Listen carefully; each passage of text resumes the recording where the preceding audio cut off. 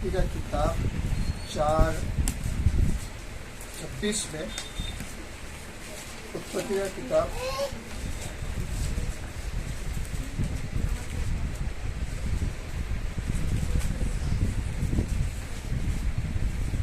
26 में सेत का भी एक पुत्र उत्पन्न हुआ। सेत नामक एक आदमी है और उसका एक पुत्र उत्पन्न हुआ। उसने उसका नाम एनोश रखा। और उसके बाद क्या लिखा है, उसी समय से लोग यहोवा से प्रार्थना करने लगे। तो यहाँ पर उसका एक पुत्र उत्पन्न हुआ, उसका नाम एनोश था। और उस समय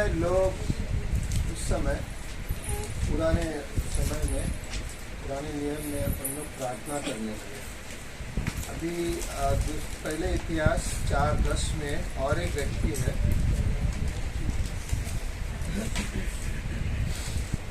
याबेस नाम का एक व्यक्ति है। उसका माँ जब उसको जन्म दे रही थी, जन्म देते समय उसको बहुत दर्द हुआ था, तो उसका नाम क्या रखा था? उसने याबेस रखा था। मैंने इसे पीड़ित होकर उत्पन्न किया, तो उसका नाम ही वो रख दिया याबेस। और तो याबेस ने इज़राइल के परमेश्वर से यह कहकर पुकारा, यानी प्रार्थना किया, भला होता कि तू मुझे सचमुच आशीष देता या आशीष देता। उसने कहा कि परमेश्वर तू मुझे आशीष देता। क्या हम लोग परमेश्वर से आशीष मांग सकते हैं? प्रार्थना में जरूर मांग सकते हैं, क्योंकि हम लोग उसके संतान हैं, उसके बच्चे हैं। तो हम लोग को आशीष देगा जरूर परमेश्वर, लेकिन उनके रूप में जो आशीष है। और उसने कहा कि मेरा देश बढ़ाता। देश बढ़ाने का मतलब ये नहीं कि उसको बड़ा देश चाहिए था, लेकिन देश बढ़ाने का मतलब ये है कि उसका जो जीवन में जो परमेश्वर का विचार हिस्सा है और जो सोच है, जो जीवन जीना है, उसको परमेश्वर उसको और अच्छी रीति से उसको सिखा, ताकि वो परमेश्वर को बड़े रूप से जान सके। अभी आपने ये देखा होगा, सुनामी सुना होगा। सुनामी कितने जन सुनामी सुना है? सुनामी क्या है? सुनामी?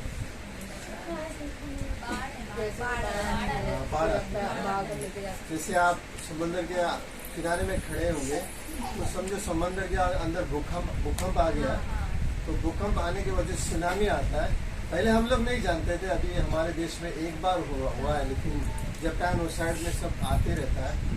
तो पानी का लाट बहुत बढ़ जाता है, कभी कभी 10 फीट होता है, 15 फीट होता है। पानी बहुत अंदर आ जाता है। किनारे में कोई भी आदमी है उसको लेकर जाता है और उसको बोलता है, इसका बढ़ जाता है, समुद्र का ये बढ़ जाता है, लेकिन वापस जाता है। तो उसने उस रूप से कहा, मुझे बड़ा परमेश्वर और तेरा हाथ मेरे साथ रहता। परमेश्वर तेरा हाथ मेरे साथ रहता। परमेश्वर तेरा हाथ को मैं पकड़ूं और मैं तेरे हाथ को पकड़ कर चलूँ। तेरा हाथ के बिना मैं नहीं चलना चाहता। और तू मुझे बुराई से ऐसा बचा रखता है कि उसमें पीड़ित न होता। परमेश्वर मुझे बुराई से हमेशा बचा, मैं उसमें पीड़ित न हूँ। तो और जो कुछ उसने मांगा वो परमेश्वर ने उसे दिया ना। उसका नाम इतना अच्छा नहीं है, देखने जाएगा तो उसको मांगने कैसे रखा है शायद उसको बहुत दर्द हुआ। इसका नाम ही रखे थे। लेकिन ऐसा देखने जाएगा तो उसके लाइफ में वो नाम देखने जाएगा तो ऐसा नाम तो बोलेगा मेरा नाम जावेस है, सब समझ जाएंगे। दुख भरी बात है इसका नाम, लेकिन वो दुख में जिया ने, अपने नाम में नहीं जिया, लेकिन वो परमेश्वर में जिया। इसके लिए उसने ऐसा इसका जीवन था। और फिर याकूब की किताब हम 3 में जाते हैं। 3 में हम लोग पढ़ते हैं याकूब की किताब। इसमें लिखा है, यदि तुम कोई दुखी हो तो वो प्रार्थना करे, यदि आनंदित हो तो स्तुति के भजन गाए। यदि तुम में कोई रोगी हो तो कलीसिया के प्राचीनों को बुलाया और वे प्रभु के नाम से उस पर तेल मलकर उससे प्रार्थना करे। और विश्वास की प्रार्थना के द्वारा रोगी बच जाएगा और प्रभु उसको उठाकर खड़ा करेगा। यदि उसने पाप भी किया है हो तो उस पर क्षमा हो जाएगी। अगर उसने पाप किया है तो पाप से भी आदमी बुरा हो जाता है, कोई डिजीज हो जाता है। इसलिए तुम आपस में एक दूसरे के सामने अपने पापों को मान ले और एक दूसरे के लिए प्रार्थना करो जिससे चंगे हो जाओ। धर्मी जन की प्रार्थना के प्रभाव से बहुत कुछ हो सकता है। धर्मी जन कौन है? हम लोग हैं। एलिया भी हमारे जैसे ही था, उसने कहा, और हम लोग भी धर्मी जन हैं। परमेश्वर का फोन होगा तो मुझे दे देना। तो धर्मी जन की प्रार्थना का प्रभाव से बहुत कुछ हो सकता है। एलिया भी तो हमारे समान दुख सुख भोगी मनुष्य था और उसने गिड़गिड़ा कर प्रार्थना की कि मैं ना बरसे, यानी बारिश ना आए। बॉम्बे में ऐसा प्रार्थना अच्छा है, परमेश्वर आज मुझे बारिश नहीं चाहिए, दिन से बारिश गिर रहा है, मेरा रास्ता भरा है। मैं ना बरसे तो बारिश नहीं आए, और उसने प्रार्थना की कि मैं बरसे। तो उसने फिर प्रार्थना की तो आकाश में वर्षा हुई और भूमि फलवंत हुआ। तो हमारे जैसा आदमी था, लेकिन उसने प्रार्थना किया कि बारिश ना हो। नहीं हुआ बारिश 3 साल के बाद उसने प्रार्थना किया, फिर वापस बारिश हुआ। तो क्या है कि मुझे लगता है एक विश्वासी जब प्रार्थना करने लगता है तो विश्वासी लोग पहले ये सोच लेते हैं कि परमेश्वर मेरा स्तोत्र नहीं है प्रार्थना का, और ये तरह साधन परमेश्वर मेरा साधन नहीं है। मैं प्रार्थना करूं तो शायद परमेश्वर मेरा प्रार्थना सुने और शायद न सुने। उनके माइंड में उन लोग तय कर देते हैं प्रार्थना करने के पहले, और फिर प्रार्थना करने के बाद उन लोग फिर अपना ही प्रार्थना पूरा करने के लिए कोशिश करते हैं प्रार्थना करने के बाद, और अपने हिसाब से करने की कोशिश करते हैं, परमेश्वर के पर निर्भर नहीं होते हैं। तो हमारा स्तोत्र यानी कि हमारा साधन क्या है, कहाँ से हमको आता है प्रार्थना का? परमेश्वर से आता है। तो मुझे पहला ये सोच लेना चाहिए कि मेरा साधन परमेश्वर है। मैं प्रार्थना करूं और वो प्रार्थना जरूर सुनेगा परमेश्वर, और मैं उसके आगे कुछ विचार नहीं डालेगा कि मेरा प्रार्थना का क्या हुआ, परमेश्वर ने सुना या नहीं सुना। वैसा नहीं है। मेरा जहाँ सोर्स जिसको कहा जाए, साधन जहाँ से सब कुछ उत्पन्न होता है वो परमेश्वर है। तो एक विश्वासी का कभी कभी हम लोग विश्वासी होने के नाते ऐसे भी हो सकते हैं कि हम लोग परमेश्वर पे उस तरह भरोसा नहीं रखते हैं जिस तरह भरोसा हो। हम लोग सोच सकते हैं शायद ये होगा भी नहीं, हम लोग सोचते हैं शायद परमेश्वर ने सुना है कि नहीं सुना। ऐसा नहीं होना चाहिए। परमेश्वर मूल है हमारा, तो मुझे वो सोच नहीं है। और यीशु मसीह जब धरती में था, लूका की किताब और अन्य सुसमाचार आप पढ़िए कभी, लूका की किताब ज़्यादा उसका जिक्र है। उसमें उसने 6 के 7 बार उसने प्रार्थना के विषय में कहा। लूका 11 में उसने कहा कि उनके चेलों ने कहा कि प्रार्थना करना सीखा, तो उसने प्रार्थना करना सीखा। लूका 18 में वो एक जज है, यानी न्यायाधीश है, वो इतना धर्मी नहीं है, बहुत कठोर है, और एक विधवा उसके पास आता है न्याय के लिए, और देने के लिए रेडी नहीं है, लेकिन वो क्या बोलता है, विधवा मुझे तंग करेगा बार बार आके, इसको निकाल दो तो अच्छा है। तो न्यायाधीश बहुत खराब है, परमेश्वर पे विश्वास करने वाला नहीं है, लेकिन वो औरत इसको तंग करेगा, विधवा तंग करेगा, तो उसका उत्तर देगा। तो बाइबल में देखने जाएगा तो यीशु मसीह ने प्रीचिंग, जो हम लोग परमेश्वर का वचन सुनाते हैं, वो ज़्यादा नहीं बोला है, लेकिन उसने प्रार्थना में ज़्यादा उसने जिक्र किया। पूरे बाइबल में हम लोग पढ़ेंगे, परमेश्वर ने, यीशु मसीह ने प्रार्थना में आदमी को रहने के लिए ज़्यादा बोला है, बहुत ज़्यादा विचार दिया है प्रार्थना का। लूका की किताब में पढ़ेंगे तो यीशु मसीह कभी सबको छोड़कर पहाड़ पे जाता था, पूरी रात प्रार्थना करता था, कुछ समय अपना समय उसको छोटा मिल जाता तो प्रार्थना करता था।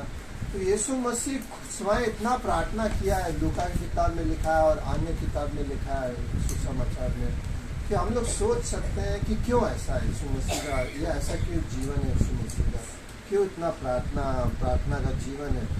और कभी कभी हम लोग प्रार्थना करते हैं, लेकिन हम लोग उतना उत्साहित नहीं होते, इंटेंसिटी जिसको बोलता है, उतना उत्साहित नहीं रहते हैं कि आज मुझे प्रार्थना करना है, परमेश्वर के सामने जाना है, और ये उत्साहित नहीं होता है।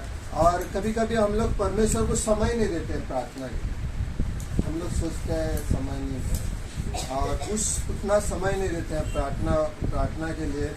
यिर्मयाह की किताब 29 और 12-13 में भी लिखा है कि मेरे पास आके प्रार्थना करें, जो मैं उनका प्रार्थना सुनूंगा ना।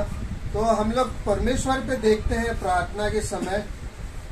और एक चीज है, हम लोग ये सोच सकते हैं कि शैतान हमारे विरुद्ध है।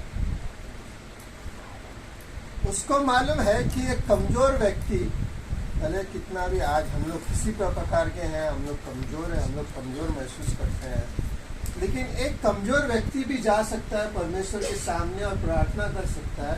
उसको मालूम है कि एक कमजोर व्यक्ति अगर प्रार्थना करने लगे और ये प्रार्थना का उसको अनुमान लगे और प्रार्थना समझ जाए, तो उसके लिए, उसके राज्य के लिए, अंता के राज्य के लिए यह आदमी बहुत हानिकारक है। उसको मालूम है कि यह आदमी अभी प्रार्थना का मूल समझ रहा है, प्रार्थना क्या है, तो मुझे ये आदमी को रोकना है, भले वो कितना भी कमजोर हो, उसको भी रोकना है।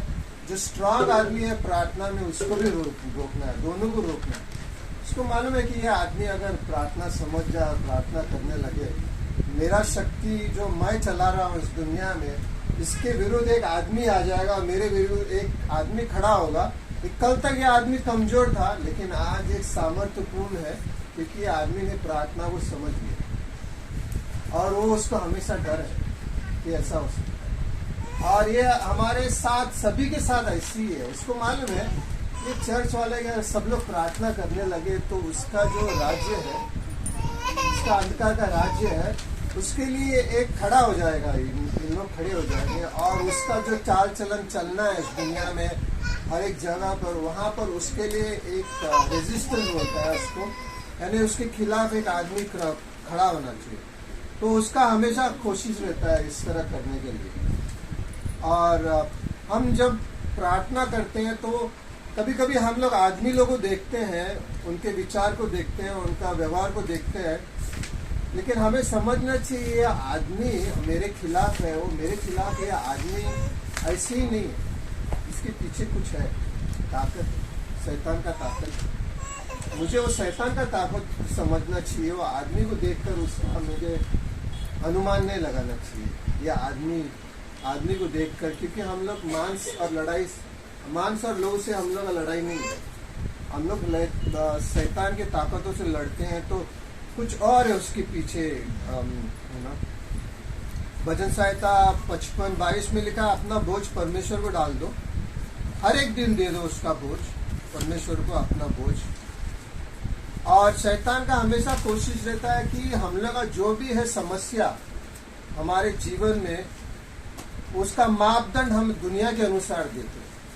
उसका मापदंड यानी कि उसका जो भी हमारा समस्या है, वर्ल्ड स्टैंडर्ड जिसको बोलते हैं, वो कोशिश रहता है कि इन लोग हमेशा दुनिया के नज़र में देखकर उनका समस्या को हल करने की कोशिश करें।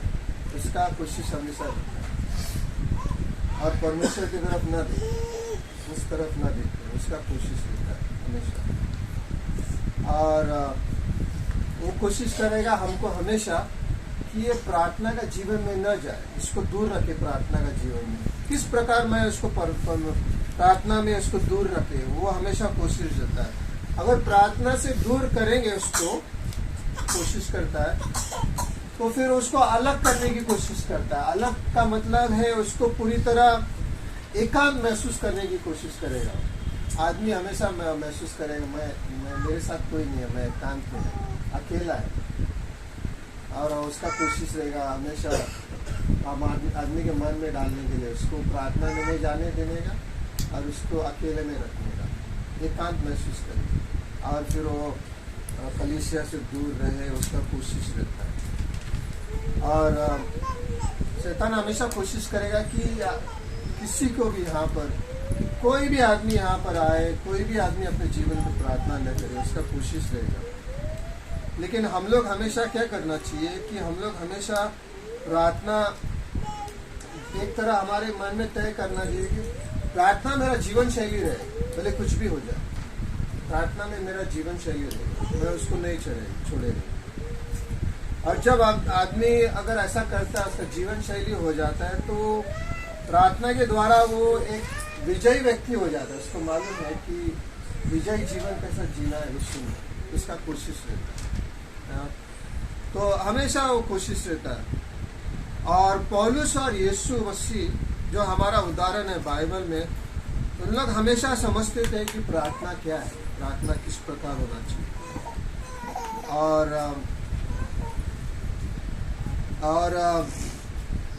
ये हमें हमेशा रहना चाहिए कि भले हमारे जीवन में कुछ दबाव आए, कुछ और चीज़ आए, उसमें हम लोग प्रार्थना करना ना छोड़े, हमारा हमेशा कोशिश रहना चाहिए।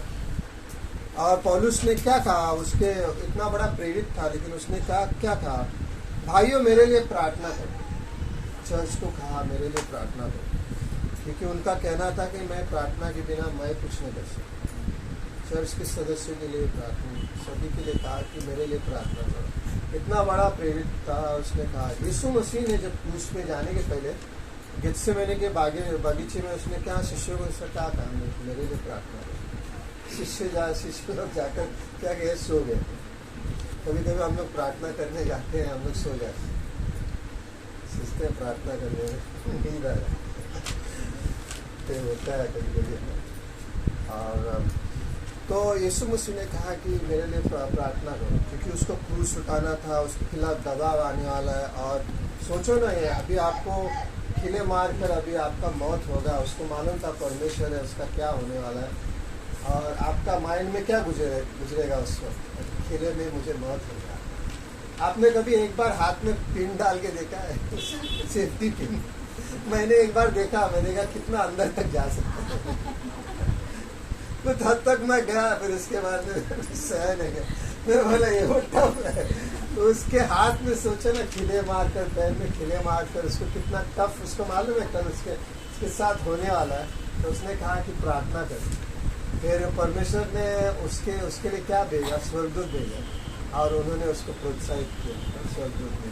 लेकिन उसके चेले लोग सो रहे थे, क्योंकि चेले लोग भी समझ नहीं सके कि प्रार्थना का पावर क्या है। उस वक्त एक समय आया नया नियम में, हम लोग देखते हैं पतरस प्रार्थना कर रहा है, पौलुस प्रार्थना कर रहा है, तीतुस प्रार्थना कर रहा है। इन लोग सब प्रार्थना में जी रहे हैं, परमेश्वर का वचन जा रहा है, पूरे संसार में फैल रहा है, आदमियों का प्रॉब्लम सॉल्व हो रहा है, किसी का कुछ बड़ा प्रॉब्लम है, वो प्रॉब्लम सॉल्व हो रहा है, क्योंकि उन लोग प्रार्थना कर रहे थे और उन लोग प्रार्थना में जी रहे थे। तो आज भी कोई दूसरा अलग नहीं है। आज भी हम लोग भले हम लोग प्रार्थना का जीवन हमारे जीवन में नहीं महसूस कर सके, लेकिन हम लोग बन सकते हैं उस तरह। हम लोग भी बन सकते हैं, हम लोग भी प्रार्थना का इंसान बन सकते हैं। और हम लोग देखेंगे कि प्रार्थना, जब आप प्रार्थना करके आप देखेंगे, हम लोग बीच में अंधेरी में भी मैं प्रार्थना शुरू किया हमारे चर्च की टीम के साथ। हम लोग गोरेगांव में जाके प्रार्थना करते हैं, विलियम्स के घर पे। प्रार्थना करने के बाद देखा तो वेडनेसडे सर्विस जो हम लोग प्रार्थना किया तो फुल हो चुका था। संडे सर्विस भी आज भी फुल था, और फिर मेरा चर्चगेट सर्विस भी फुल था। और सब जगह अब मेरे आउटरीच में, चर्चगेट में आउटरीच में हम लोग 2-3 जन करते थे आउटरीच में, अभी 15 जन आ रहा है आउटरीच में। नए लड़के लोग, चर्च का 15-16 साल का लड़के लोग अभी आउटरीच में आ रहे हैं, उन लोग भी आउटरीच कर रहे हैं, उन लोग भी हार्ट बता रहे हैं। ये प्रार्थना हम लोग करने लगा तो हम लोग, मुझे भी महसूस करने लगा कि अभी एक अच्छे रूप से डेली वीकली प्रार्थना होना चाहिए। और मैं भी महसूस कर रहा हूँ प्रार्थना का असर कितना ज़्यादा है। किसी का प्रॉब्लम सॉल्व हो रहा है, कोई बीमार था, चंगाई हो गया, तो प्रार्थना की वजह से। जब आप प्रार्थना करने लगेंगे सही रूप से, मैं आपको एक गारंटी देता हूँ, आप देखेंगे जो चीज़ आप ऐसे देखेंगे जो आपने आपके आंखों से नहीं देखा। आप बोलेंगे ये प्रार्थना द्वारा हुआ है, ऐसे नहीं हुआ, ये हो ही नहीं सकता, ये संभव नहीं था। ये प्रार्थना द्वारा संभव हुआ, और प्रार्थना किया इसके लिए संभव हुआ ना। इसके लिए यीशु मसीह उदाहरण के रूप में, पौलुस उदाहरण के रूप में, बहुत से व्यक्ति उदाहरण के रूप में हमारे जीवन में हम लोग देखते हैं। इनने सब ने प्रार्थना किया। वे लोग पहले कमज़ोर थे। पौलुस की जब शुरुआत में रोमाई 7:8 में पढ़ो, रोमाई 7 में पढ़ो, उसका कमज़ोरी वो बता रहा है कि मैं कमज़ोर इंसान हूँ, लेकिन उसने प्रार्थना के द्वारा उसके कहा जाता है कि वो कुछ समय परमेश्वर में कमज़ोर महसूस करता था और फिर कुछ समय परमेश्वर में इतना सामर्थ्य था, और फिर बाद में एक समय आया वो इतना सामर्थ्य था कि पूरे संसार में जाकर वो परमेश्वर का वचन बांट सकता था। तो सभी चर्च में अगर प्रार्थना हो, अगर हम लोग सही रूप से प्रार्थना करें, हम लोग प्रार्थना को समझे, हमारे जीवन में यह इंटेंसिटी, कमिटमेंट जिसको बोलता है कि मुझे प्रार्थना करना है, मुझे प्रार्थना रखना है, ये प्रार्थना मैं देखूंगा परमेश्वर क्या करता है आगे चलकर, ऐसा अगर हम कोशिश रहेगा तो हम लोग बहुत कुछ देखेंगे। और शैतान को फिर बाद में उसका कोशिश रहता है हमारे हर एक विश्वासी के खिलाफ में कि ये प्रार्थना न करे, तो उसका जो चाल है उसका नाकाम होता है। बहुत जगह चाल करने की कोशिश करता है, यहाँ करूँ वहाँ करूँ, तो नाकाम हो जाता है। उसको मालूम है कि ये आज विश्वासी लोग प्रार्थना करते हैं कि मैं इनके पास जा भी नहीं सकता हूँ, इनके खिलाफ कुछ भी करने जाऊँ तो मैं कुछ नहीं कर सकता हूँ। क्यों? प्रार्थना में हम यीशु मसीह के पास जाते हैं ना, और वो हमें उन्होंने कहा, उनके नाम में हम लोग जाते हैं ना, स्वर्गीय स्थानों में जाते हैं, इब्रानियों 4:15-16 में, और वहाँ से प्रार्थना शुरू होता है। हम लोग स्वर्गीय स्थान में प्रार्थना करते हैं और फिर वहाँ पे हमारा प्रार्थना अंत होता है स्वर्गीय स्थान में। और स्वर्गदूत भेजना, ये सब परमेश्वर करता है। कुछ चीज़ हम लोग देख नहीं सकते हैं आँखों से, कुछ चीज़ आज हम लोग को दिखाई नहीं देता है आँखों से, कुछ चीज़ है दुष्ट आत्मा और परमेश्वर का पवित्र एंजल्स है, वो सब हम लोग देखते नहीं हैं। लेकिन इस दुनिया में दुष्ट चीज़ है, दुष्ट हम लोग देखते हैं, दुष्ट काम होता है बहुत कुछ होता है, ये सब शैतान का दुनिया में है। लेकिन हम उस दुनिया में सामर्थ्य रूप से हम लोग जीते हैं। और ये हमारा कोशिश रहना चाहिए हमेशा कि मैं एक आदमी बनूँ प्रार्थना का। आप प्रार्थना लिखो, क्या प्रार्थना किया है ना, डायरी में लिख दो, और फिर बाद में 1 महीना के बाद देखो क्या क्या परमेश्वर ने किया। आपको ताज्जुब हो जाएगा कि अरे इतना सा परमेश्वर ने प्रार्थना का उत्तर दिया। मैं लिखता हूँ कभी कभी क्या प्रार्थना है, किस प्रकार किसके लिए प्रार्थना करना है। तो हर एक विश्वास के लिए आखिर में मैं कभी कभी मेरा प्रार्थना ऐसा रहता है, मेरा प्रार्थना पूरा संसार के लिए रहता है। कलीसिया हमारे पूरे संसार में, अफ्रीका में है, सभी को, बहुत पास्टरों को मैं जानता हूँ, उनके कलीसिया को जानता हूँ। तो कुछ दिन मेरा प्रार्थना अफ्रीका के लिए रहता है, कुछ दिन प्रार्थना इंग्लैंड के रहता है, इंग्लैंड और यूरोप के लिए रहता है, कुछ प्रार्थना एशिया के लिए रहता है, कुछ प्रार्थना ऑस्ट्रेलिया, न्यूजीलैंड और वो जगह के लिए रहता है, पूरे संसार के लिए। ऐसा मेरा फ्रेंड लोग पास्टर है, मैं जानता हूँ, तो कुछ समय उनके लिए रहता है, कुछ दिन उनके लिए रहता है, अलग अलग दिन रहता है। फिर मेरा चर्चगेट का कलीसिया सभी सदस्य के लिए प्रार्थना करता है, अंधेरी का कलीसिया, हमारे यहाँ पास्टर है उनका कलीसिया है, सब पास्टरों के लिए अलग दिन में जब हो सके उनके नाम से प्रार्थना करता है। क्या है प्रार्थना, वो सब चेक करता हूँ, फिर सबके लिए प्रार्थना करता हूँ। ये हमारे अंदर कभी कभी हम लोग प्रार्थना के लिए बैठते हैं तो हम लोग 2 मिनट प्रार्थना करते हैं, फिर बाद में सोचते हैं अभी आगे क्या करूँ, तो मुझे मालूम नहीं क्या प्रार्थना करूँ, क्योंकि हमने क्या किया, प्रिपरेशन नहीं किया, प्रिपेयर नहीं किया, तैयारी नहीं किया। हम लोग तैयारी करेंगे प्रार्थना का तो हमारे पास बहुत सा रिक्वेस्ट रहेगा प्रार्थना, हम लोग अगर तैयार करेंगे तो तैयार करने के लिए प्रार्थना किसको क्या प्रार्थना चाहिए, उसका प्रार्थना का रिक्वेस्ट आता है। हमारे अंधेरी चर्च से सभी चर्च के लिए प्रार्थना का रिक्वेस्ट आता है। आप जा सकते हैं, उसमें देख सकते हैं रिक्वेस्ट क्या है, कहाँ से रिक्वेस्ट आता है। तो आपके पास प्रार्थना करने के लिए कुछ है या? हम लोग प्रार्थना करने के बाद सोचें, कुछ समय हम लोग एकांत हो सकते हैं, शांत हो सकते हैं, परमेश्वर से मन लगा सकते हैं, परमेश्वर की ओर क्या परमेश्वर का विचार है, कुछ वैसा भी कर सकते हैं। और हम लोग किसका निवेदन लेना है वो भी दे सकते हैं, और परमेश्वर को धन्यवाद भी दे सकते हैं। कुछ समय प्रार्थना में हम लोग गीत भी गा सकते हैं, और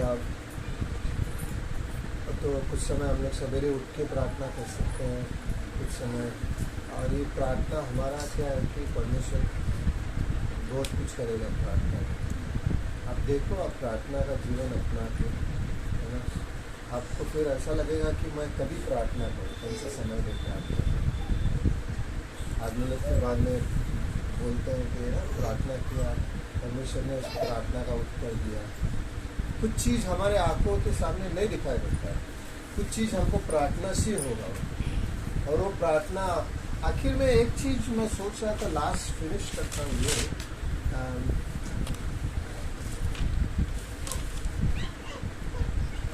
अगर हम लोग प्रार्थना नहीं करेंगे तो हम लोग बहुत प्रॉब्लम सॉल्व नहीं कर सकते। प्रार्थना नहीं करेंगे, प्रार्थना का जीवन में होगा तो कुछ चीज़ हम लोग विजय नहीं पा सकते। मुझे नहीं लगता होगा विजय होगा, क्योंकि हम लोग प्रार्थना नहीं करते, हमने प्रार्थना के विषय में सोचा नहीं। कुछ चीज़ प्रार्थना में हो सकता, कुछ चीज़ हम लोग ऐसे कर सकते हैं, लेकिन कुछ चीज़ प्रार्थना नहीं हो सकता। कुछ चीज़ हमें दिखाई नहीं देता है, लेकिन वो प्रार्थना के द्वारा होता है, और हमको दिखाई पड़ेगा ये प्रार्थना के द्वारा होगा। ये ऐसे नहीं हो सकता, लेकिन वो प्रार्थना के द्वारा होगा। तो कुछ चीज़ हमें परमेश्वर ने दिखाई नहीं दिया ना। शैतान अगर हमें दिखाई देता था आगे खड़ा है तो हम लोग मान लेते थे ये शैतान है, अगर ऐसा दिखाई पड़ता। लेकिन बाइबल में लिखा है उसका कोशिश है, वो है दुनिया में है, कलीसिया के खिलाफ है, हमारे खिलाफ है, तो वो है उसका, उस चीज़ दिखाई नहीं देता है, लेकिन प्रार्थना के द्वारा हम लोग देख सकते हैं। तो मुझे यही कहना है कि तुम लोग अपने अपने जीवन में एक प्रार्थना का रूप अपनाइए, प्रार्थना कीजिए। समस्या दिखता है उसके लिए प्रार्थना कीजिए, क्योंकि परमेश्वर आपका प्रार्थना का उत्तर देगा ही देगा। कुछ चीज़ हमारे जीवन में भी होना है और प्रार्थना के द्वारा होगा, कुछ हमारा भी फॉल्ट होगा तो प्रार्थना उसके द्वारा वो निकल जाएगा। परमेश्वर हमें दिखाएगा कि तुझे कुछ सुधारना है, तुझे चेंज होना है, वो प्रार्थना के द्वारा होगा। और कभी कभी हम लोग ये सब समस्या से लड़ते हैं, लेकिन वो प्रार्थना में देकर हम लोग शांत में जी सकते हैं, परमेश्वर के विजय जीवन जी सकते हैं। आमीन।